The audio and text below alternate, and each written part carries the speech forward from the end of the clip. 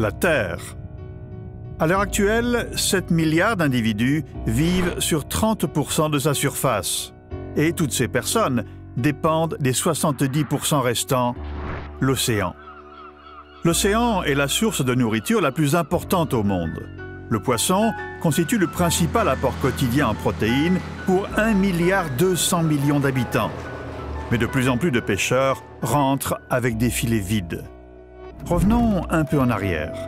Certains scientifiques affirment qu'au cours des 60 dernières années, les stocks de gros poissons ont baissé de 90%. Ils nous avertissent du déclin probable de toutes les espèces pêchées dans moins de 50 ans. La cause principale, la surpêche. Les palangriers déploient 1,4 milliard d'hameçons par an. Chaque appât étant garni de morceaux de poisson.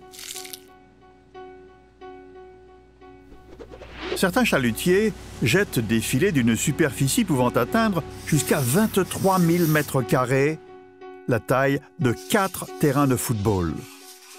Assez pour contenir 13 Boeing 747, ou d'ordinaire, plus de 500 tonnes de poissons.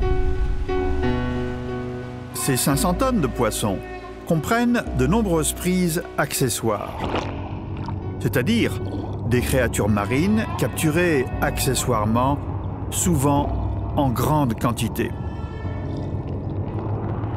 Généralement, les chalutiers à crevettes rejettent à l'eau entre 80 et 90% de ces animaux. Ceci signifie que, pour 1 kilo de crevettes, on capture et gaspille jusqu'à 9 kg d'organismes marins. Pour soulager la pression exercée sur les poissons sauvages, 47% de notre consommation provient d'élevage. Mais l'aquaculture marine est davantage une menace qu'une solution. Beaucoup de poissons d'aquaculture sont carnivores, c'est-à-dire qu'ils mangent d'autres petits poissons. Il faut 5 kg de poissons sauvages pour produire 1 kg de saumon d'élevage. L'aquaculture ne fait que transformer de petits poissons à faible valeur commerciale en espèces plus lucratives. Cela ne crée pas de poissons supplémentaires. La majorité des stocks européens de poissons sont surexploités. Traditionnellement, les ministres européens fixent des quotas de pêche supérieurs aux recommandations scientifiques. En 2008, ils en avaient déterminé pour la pêche très prisée du thon rouge. Les scientifiques avaient recommandé des quotas de 10 000 tonnes permettant de renouveler les populations.